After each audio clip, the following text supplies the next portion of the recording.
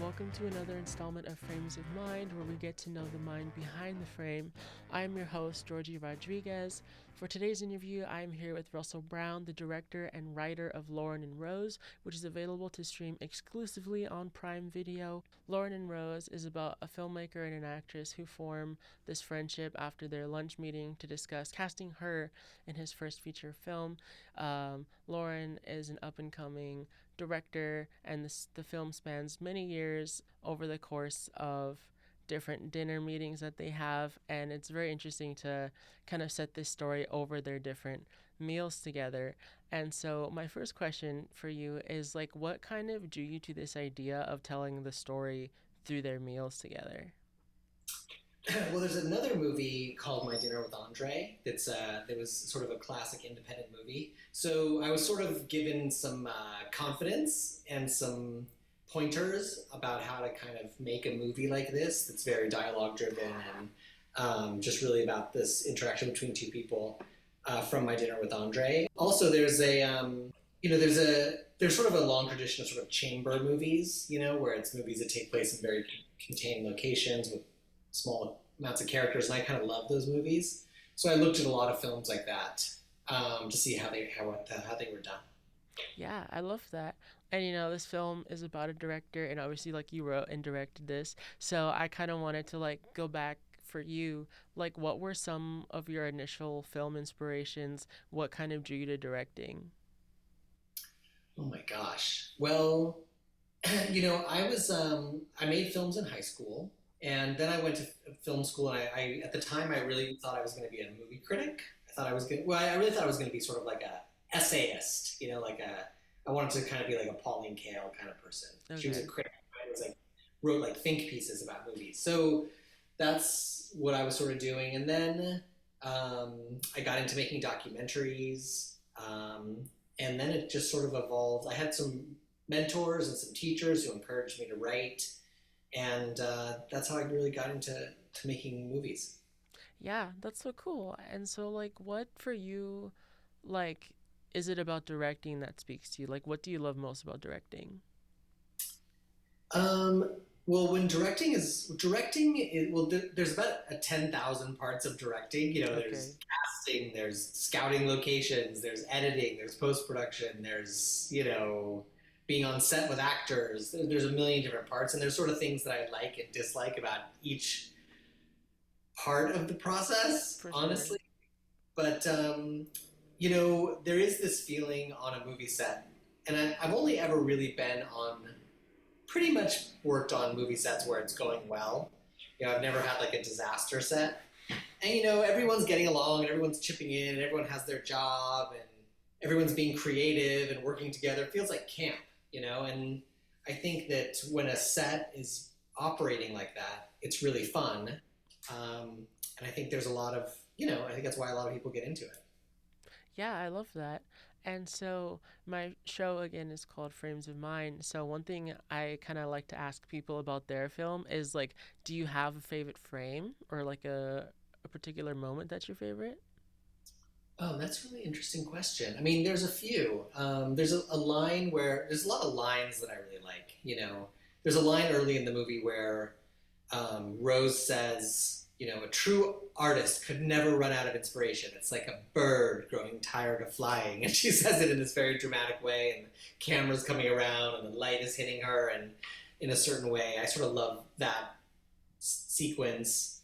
There's a sequence late. The whole third part of the movie, I think, is very touching and emotional and intimate. And there's a lot of pieces in there. Like I love when she's talking about this great romance of her life, this Roberto, and how he died, and she's going to see him again in heaven.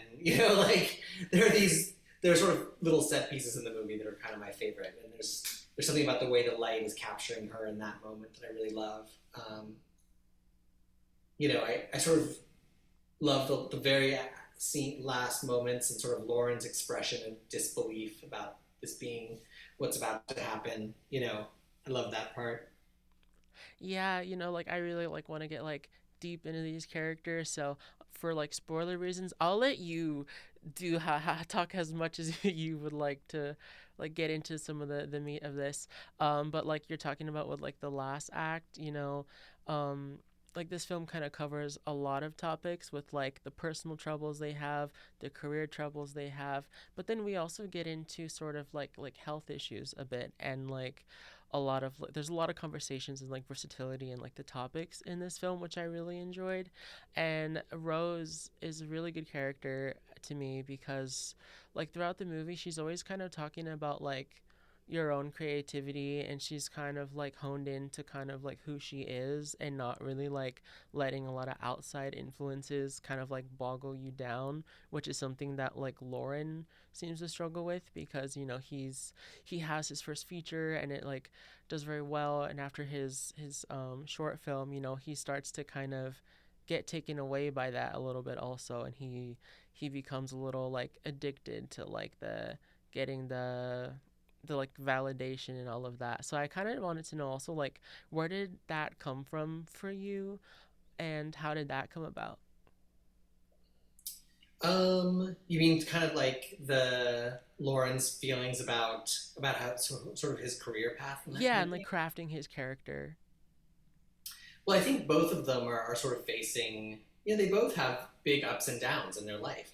Rose, before she starts working with Lauren, she's had a very high early in her career, then it went downhill from there. A lot Right. of bad movies, and I think creative people pretty much all experience that kind of thing. That it goes up and down, and there's successes and failures, and some projects work and some projects don't. So I think all of that is kind of like very inherent in like the creative life, and so it seemed like it just came out of the sort of natural flow of talking about how people's careers work generally. Yeah, for sure. And like one thing with Rose, I thought was interesting because you said like your experience with movies so far has been like everyone's getting along and it feels like camp. Because one thing that I also enjoyed about like Rose's character is that like in her career she has been through a lot, and she's been through like movies where that very much has not been the case, or like someone didn't like something she said, you know, and basically because of that, like try to turn everyone against her. And so I did like the all the different like nuances that you explored, and like I was curious where inspirations for like Rose's character and her journey came from. Well, I've worked with a lot of actresses, Yeah. and it's like there's pieces of a lot of different actresses that are sort of part of her, I think. But I guess you know, and also other mentors that I've had, that are not actresses, directors, and lots of people. I've sort of taken in all of their life stories and their kind of you know um, experiences, and kind of distilled different things, and that became Rose, I guess. I don't think there wasn't one person that I was kind of drawing from. It was really just a lot of people and a lot of things happening that came together to be one person. Yeah, for sure. And you know, like Jacqueline, she does a great job of like portraying this character. So, and you mentioned like casting earlier being one of obviously one of the parts of being a director. So I wanted to ask you about like what casting her was like, because I believe you guys actually like had dinner before, correct? Before you shot this. Well, we were friends, sort of. Right. We had mutual friends, and we knew each other socially, and there was already kind of a sort of affection between us before we even started. So that was helpful, in kind of forging the director actor relationship. I've just recently had an experience observing another person direct, because when you're a director, you don't really see other people direct very often. Like you kind of only know how you do it, and I think some people are very unkind to their actors sometimes, and that's just not my way. And so I don't know. I think we bonded pretty early. Yeah, that's so cool. So do you guys have like a similar friendship to like Lauren and Rose a little bit, would you say? Like would you guys get dinner often and kind of did that inspire their friendship at all? Oh yeah, we spent a lot of time together. I mean, the movie was written before, it was it was totally written before she became involved. Right. Uh, but what I would say, yeah, like now we do have kind of a Lauren and Rose ish kind of interaction in that we're very close and we do see each other a lot. And even before the movie started shooting, we spent a lot of time together just hanging out at our house and going through the script and talking and kind of, so it always was sort of a friendship and continues to be a friendship between us, the two of us.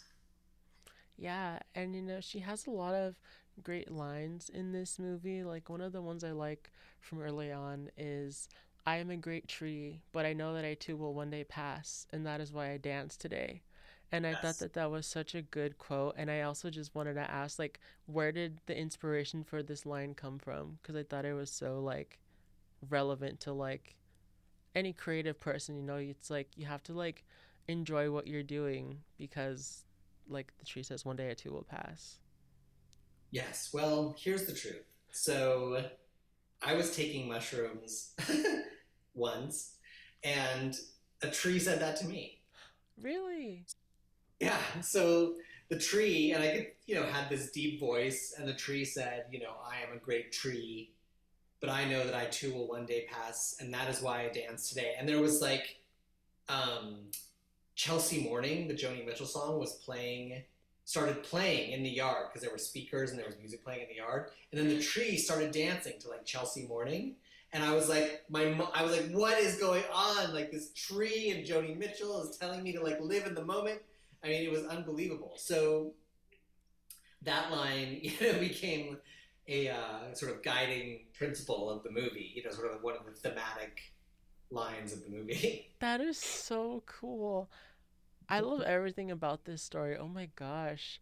Okay, so now my next question is more interesting because she also talks about the like insane button game where like when growing up they'd have like a button on the floor and then they would touch it and then for 30 seconds to like not judge each other and to go crazy and just act like as crazy as you can. Did you play this game? Now I'm wondering. I never You played never that played game. this game. And I can't remember who told me about that game. Like that is actually from somebody's life along the way where someone told me about Insane Button, and it was some actor that told me about Insane Button. Um, but I can't remember who it was. But I cribbed that from someone's real life. That's amazing. I love that. I do love the real life inspirations kind of, influencing. I think that's the best way to make art. Another thing I wanted to talk about is because there's a point in like the middle of the movie when he's Lauren is talking to Rose and he's like judging one of the characters he wrote pretty much. And like in one of my writing courses, one of the things that comes up a lot is like because we read a lot of short stories is like we shouldn't really be like judging these characters, because it's like we should be kind of like trying to see their point of view and see like their life. And I thought that was so interesting to see that kind of like come up in this work because that kind of can affect your storytelling if you're not like feeling authentic about your own characters. Yeah, I mean, it's really key to not judge your characters, I think. And to you have to write and I guess direct, but you have to write inside the character. You have to be in their head. And when you're in their head, they always think what they're doing is the right thing to do. They always are motivated by their own true motivations. So if you're judging that, it's not going to be real because they're not judging it in the moment in which they're living it. So that's, and and also when you give an actor some sort of judgment on their character, like that character's doing a bad thing, like it's very hard to act that. How do you act that? You know, Whereas if you tell an actor what the character is trying to do or what they want, that's very actable. So um, I think it's important to sort of like when you're talking with people about characters to sort of not judge them in that way or to sort of lay kind of some sort of opinion about them. Yeah, totally. And like when it comes to, you're giving the actor the notes like you just spoke to with like this is where they're coming from, this is what they want kind of a thing. How does the collaboration process also work? Because like you said, like as a writer, you can't judge your characters, but I'm wondering, like, as a director, if you have actors who maybe have like different opinions or you're trying to like figure it out, also, do you have to like not judge their decision making on that level also? How does that collaboration process go usually? It's funny again. I've observed somebody directing recently that I Yeah. sort of do it differently than them. You know, I think I come from this point of view where you really are working with people. You know, you're working with people. You're not trying to get them to do what you want them to do. You're working with them. So, like when you're working with somebody, you kind of have to look in their eyes and they look at your eyes, and you sort of say like, "I see this a different way. Try it this way. Try here's an idea. Try it." And you know, I've never encountered an actor who isn't game to try something. You know, if you put it that way, like let's play. That's everybody. You know, that's what acting and that's what all this is playing. Let's play with it. Um, so in that way, I try and be very kind of playful, open, collaborative. Um, I don't think I always have the right answer. You know, then again, if something's really off, sometimes you have to take a drastic step. You know, if you really think someone's wrong. But I think to do it in a critical way is very unproductive. You know, you can approach problems in ways that are not critical and not mean. And I think that's important. Yeah, that makes a lot of sense because I haven't tried directing yet. Someday, I hope. Maybe I'll be like Lauren and I'll have a successful short film and I'll become snobby for a second. But one thing that also happens like that like with interviews because it's like you never know how it's going to go in terms of like I have like my questions and like how I think someone's going to answer, but like we all think differently. So in that way it is also like a collaborative thing because you don't know like something I might find super interesting as a question someone is might think that's like not super interesting, or I'll have some questions where I'm like, "Oh, I thought I spent like 20 minutes thinking this up," and then I get like a one-word answer, and I'm like, "Oh, okay." So it's very much like a like a living thing, like all the different kind of works like in this business. I feel like, which is so. To me, it's kind of like the most interesting part of it because you never really know what's gonna happen, and you just have to like adapt and kind of like think on your feet, you know? And you have to listen to people. You know, you have to come. You have to listen and really try and relate to where they're coming from. You know, like not just sort of shut them down and say what you're doing is bad or wrong or this doesn't work or whatever. You know what I mean? Like I don't know. I'm just not into this kind of like megalomania directing thing that Yeah. some apparently is out there a lot. Yeah, totally. And so I'm assuming that was the inspiration for Lauren's arc a little bit in the middle. Yeah, well, Lauren does get a little. You know, Lauren's sort of flying high in the middle of the movie, and you know, I think in that way he makes some bad choices. You know, he makes some bad choices because he's sort of not. He's not thinking with his heart. He's thinking kind of with his ego a little bit. Yeah, exactly. One of the best things I ever heard was like, no matter what you do in this business, it was advice I got from a friend. She was like, just be 100% you, be authentic, and just like be real, which I think is something so important that you touched on with that. Like, always come from your heart. And so, in our final minutes, because we are coming towards the end of our time, sadly, I feel like we could talk all day, but um, back to the question I asked you in the beginning, what's your favorite frame? I kind of want to open it up and kind of ask you about your favorite frame from something else that inspires you or just a shot you really enjoy. Hmm. Well, I love the end of Sunset Boulevard. You Okay. know, when Norma Desmond is walking down the stairs and everyone is watching her and she's in her own universe, you know, like playing Salome coming down the stairs and doing this thing and she's gone mad, you know, and that great score comes up. I mean, I would say Gloria Swanson's face, you know, in that moment is just totally sublime. I mean, it's just madness and beauty and everything all in one. It's great. Yeah, I love that. And also, my second question for you is what's on your mind? Is there anything you watched recently that you can't stop thinking about? Not really. I mean, mostly I have a play opening tonight, so I sort of have my mind in the play. It's a play that I wrote but didn't direct, so I'm kind of I guess my what's on my mind really is just that. But in terms of other people's work or stuff that I've seen, um, can't really think of anything that's like super. I watched that movie The Grifters again the other night, with Okay. like 2 nights ago, and I was like, God, that's a good movie. So Awesome. I like to watch movies that I've seen before again sometimes, just to see if they were as good as I remember them. And that one really held up. Yeah, for sure. And congratulations on the play. What's it called? Is it going to be playing this like during the month of February or January? What is? Yeah, it plays through February 16th. It's Okay. called Listing. It's at a theater company called Theater 40. And yeah, I think it's going to be great. Awesome. Well, everybody, you heard it here. Check out Russell's play, and congratulations on the film and the play. And have a good rest of your day, Russell. Thank you for joining us. Yeah, thank you for having me. Thanks a lot.